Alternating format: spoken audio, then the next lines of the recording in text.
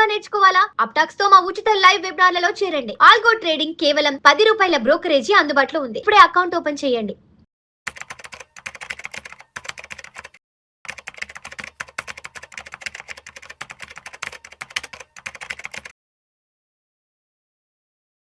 Suman TV ప్రేక్షకులకు స్వాగతం. నేను doctor Anil Kumar Bachchu, certified financial ప్లానర్ని, మ్యూచువల్ ఫండ్ డిస్ట్రిబ్యూటర్ని కూడా. ఇప్పుడు ఒక లేటెస్ట్ హెడ్లైన్ ఏం జరుగుతోందంటే వీక్ మాన్సూన్స్. ఈ సంవత్సరం ఋతుపవనాలు కొంచెం స్లోగా ఉండొచ్చు. ఎల్ నీనో ఎఫెక్ట్ వల్ల వర్షాలు తక్కువగా ఉండొచ్చు. దానివల్ల ఇంపాక్ట్ జరగబోతోంది. ఏ ఇంపాక్ట్? స్టాక్ మార్కెట్లోని స్టాక్స్ ఏవైతే అగ్రి రిలేటెడ్ స్టాక్స్ ఏవైతే ఉన్నాయో వాటికి ఎఫెక్ట్ అవ్వబోతోంది అని అందరూ భయపడతా ఉన్నారు. సో ఇది ఎలాంటి స్టాక్స్, ఎలా ఎఫెక్ట్ జరగబోతూ ఉంది, మీరు యాజ్ ఎ ఇన్వెస్టర్ మీరు ఆల్రెడీ ఇన్వెస్ట్ చేసి ఉంటే ఆర్ చేద్దాం అనుకుంటే ఎలా ప్రొసీడ్ అవ్వాలి అగ్రి రిలేటెడ్ స్టాక్స్ కోసం అనేది ఈ వీడియోలో క్లియర్గా ఎక్స్ప్లెయిన్ చేస్తాను. ఎవరికైతే ఇంట్రెస్ట్ ఉందో please watch it until the end, or మీ ఫ్రెండ్స్ కూడా అందరికి కూడా షేర్ చేయండి ఈ వీడియో.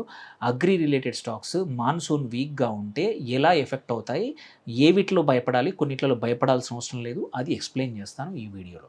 ఫస్ట్ థింగ్ వచ్చేస్తే మనం చూస్తే వీక్ మాన్సూన్స్ ఉంటే జనరల్గా ఎఫెక్ట్ అయ్యేది ఒకటి fertiliser companies, pesticide companies, seed companies. ఈ 3 కంపెనీస్ మేజర్గా. దీంతోపాటు అవుట్పుట్, కమోడిటీ అవుట్పుట్ ఒకటి, అట్లాగే రూరల్ డిమాండ్, రూరల్ కన్జంప్షన్ కూడా హిట్ అవుతాయి.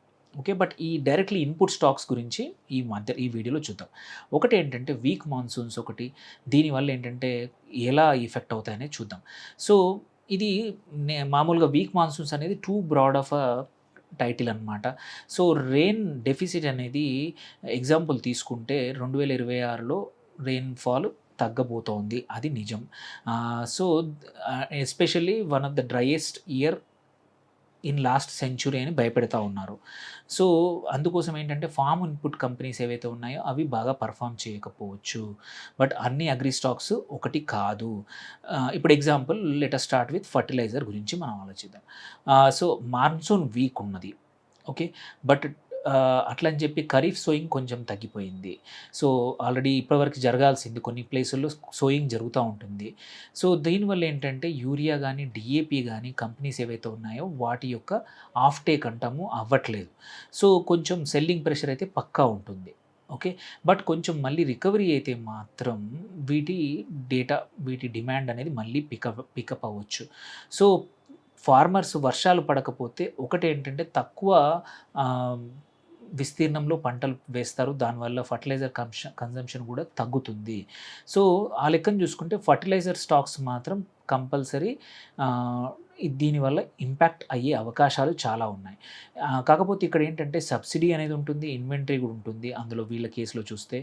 సో ఆల్రెడీ ఖరీఫ్ సీజన్కి ఫర్టిలైజర్ డిమాండ్ ఎస్టిమేట్ అనేది కట్ అయిపోయింది.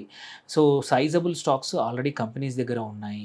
సో ఏంటంటే ప్రాబబ్లీ ఇంపోర్ట్స్ తక్కువ చేసుకొని ఈ కంపెనీస్ కూడా సర్వైవ్ అవుతాయి. సో ఫర్టిలైజర్ కంపెనీస్ మీరు ట్రాక్ చేస్తుంటే మాత్రం ఓన్లీ వర్షాలే కాదు, గవర్నమెంట్ యొక్క స్టాక్ లెవెల్స్ని ట్రాక్ చేసుకోండి, సబ్సిడీ అనౌన్స్మెంట్ని ట్రాక్ చేయండి, ఇంపోర్ట్ అవైలబిలిటీని ట్రాక్ చేయండి. సో డిమాండ్ రివిజన్స్ ఏమైనా ఉన్నాయి దాన్ని బట్టి మాత్రమే మీ యొక్క ఫర్టిలైజర్ కంపెనీ యొక్క స్టాక్స్ బాగా పర్ఫామ్ చేస్తున్నాయా లేదా చూడండి. సో మేబీ ఇప్పుడు మన యుద్ధం వల్ల fertiliser stock prices world wide పెరిగాయి. మేబీ ఇది ఒక రకంగా మన కంపెనీస్కి ఒక బ్లెస్సింగ్ ఇన్ డిస్గైజ్ కావచ్చు. నష్టాలు లేకుండా తక్కువ లాభాలు రావడం కూడా, అంటే నష్టాలు లేకుండా ఉండడం కూడా ఒక మంచిదే మీరు ఇన్వెస్ట్ చేస్తున్న కొన్ని ఫర్టిలైజర్ కంపెనీస్కి. Then coming to second sector ఏంటంటే పెస్టిసైడ్స్ అండ్ అగ్రోకెమికల్స్. ఇక్కడ చూస్తే ఏంటంటే ఇవి ఫర్టిలైజర్స్ లాగా ఎఫెక్ట్ అవ్వవు. ఇక్కడ వీక్ ఆర్ డీలేడ్ మాన్సూన్ ఏమవుతుందంటే సోయింగ్ సీజన్ని కంప్రెస్ చేస్తుంది. అప్పుడేంటి కొన్ని రకాల పెస్టిసైడ్స్, కొన్ని రకాల హెర్బిసైడ్ డిమాండ్ అనేది తగ్గచ్చు, కొన్ని కేసుల్లో పెరగచ్చు.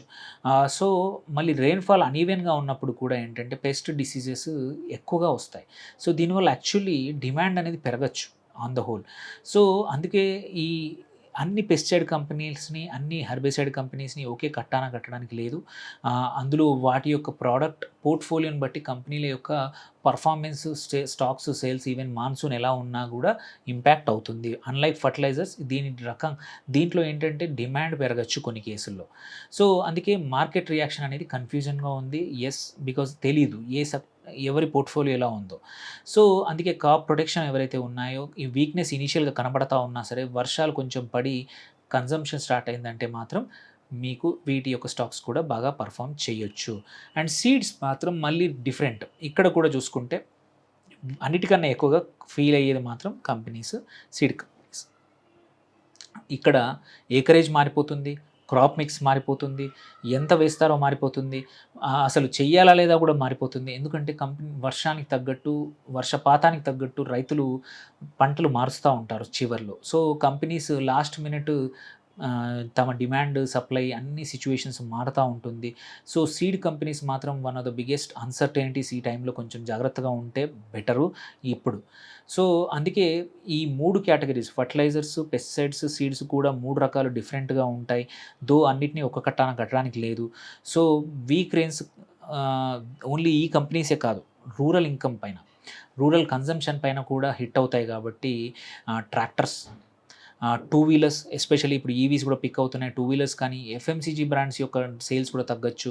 అట్లాగే రూరల్ లింక్డ్ సెక్టర్, బ్యాంకుల సెక్టర్లు, ఫండింగ్ సెక్టర్లు కూడా యాక్చువల్లీ ఆపోజిట్ ఏవైతే ఎన్బిఎఫ్సిస్ ఉన్నాయో లోన్స్ పెరగచ్చు. సో ఇవన్నీ చూసుకొని దాని తగ్గట్టు మీ యొక్క పోర్ట్ఫోలియోలో స్మాల్ చేంజెస్ అయితే పక్కా చేసుకోవాల్సి వస్తుంది. దెన్ కొన్ని స్పెసిఫిక్ స్టాక్స్ చూసుకున్నా కానీ ఏవైతే ఎఫెక్ట్ అవ్వచ్చు, ఫర్టిలైజర్ స్టాక్స్, లిస్టెడ్ స్టాక్స్ చూసుకుంటే ఫ్యాక్ట్ కానీ, ఆర్సీఎఫ్ కానీ, చంబల్ ఫర్టిలైజర్స్ కానీ, నేషనల్ ఫర్టిలైజర్స్, కోరమండల్ ఇంటర్నేషనల్స్, ఇవన్నీ కూడా ఎఫెక్ట్ అవ్వచ్చు. ఎల్ నీనో ప్రభావం ఇలాగే ఉంటాయి. అట్లాగే సీడ్ కంపెనీస్ అయిన కావేరీ సీడ్స్ కానీ, సో ఇది కూడా పక్కా హిట్ అవుతుంది. వాటి యొక్క ఎన్ని రోజులు ప్రొడక్షన్లో ఉంటాయి, అవన్నిటిని సప్లైస్ అలా ఉండిపోతాయి సరిగ్గా. లేకపోతే పెస్టిసైడ్ కంపెనీస్ కూడా మల్టిపుల్ ఉన్నాయి. మనం చూసుకుంటే యూపీఎల్ కానీ, ధనుక అగ్రిటెక్ కానీ, ర్యాలీస్ ఇండియా ఒకటి, Bayer Crop Science, PI Industries one of the popular, Sharda Crop Chem, ఇవన్నీ కూడా క్రాప్ ప్రొటెక్షన్లోనే. కొన్ని మాత్రం ఈ వర్షాలు తక్కువ ఉన్నా సరే వాటి డిమాండ్ అలాగే ఉండే అవకాశం ఉంది. నేను చెప్పాను వర్షాల వల్ల వర్షాలు తగ్గడం వల్ల పెస్ట్స్ కూడా పెరుగుతాయి, డిసీజెస్ కూడా పెరుగుతాయి. సో అలాంటప్పుడు ఇట్లాంటి కంపెనీస్కి ఒక రకంగా మంచిదే. సో అందుకే ఫస్ట్ రియాక్ట్ అయ్యేది మాత్రం ఫర్టిలైజర్ కంపెనీస్, దాని తర్వాత సీడ్స్, లాస్ట్ పెస్టిసైడ్స్. అందుకే కొన్ని కంపెనీస్ జాగ్రత్తగా ఉండండి పోర్ట్ఫోలియోలో ఉంటే. ఎస్కాట్స్, కుబోటా కానివ్వండి, ఐషర్ మోటార్స్ కానివ్వండి, మహేంద్ర అండ్ మహేంద్ర కానీ, హీరో మోటార్ కాప్ కానీ, బజాజ్ ఆటో, ఇవన్నిటికి కూడా రూరల్ స్పెండింగ్ కొంచెం తగ్గే అవకాశం ఉంది. Next 2 to 3 quarters, especial 2 quarters పక్కా ఇంపాక్ట్ అవుతుంది. సో అందుకే weak monsoon only agri stocks మీదే కాదు, అన్నిటినీ ఒకేసారి హిట్ అవ్వదు, టైం లైన్స్ మారుతూ ఉంటాయి.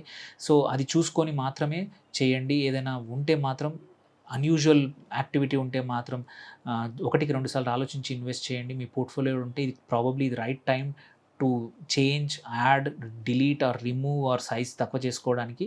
సో వీక్ మాన్సూన్ పక్కా ఎఫెక్ట్ అవుతుంది. దానికి తగ్గట్టు మీ పోర్ట్ఫోలియో కూడా మార్చుకోండి. మీకు ఏమైనా క్వశ్చన్స్ ఉంటే రీచ్ అవ్వండి. Thank you for watching. Signing off doctor Anil Kumar Bachu.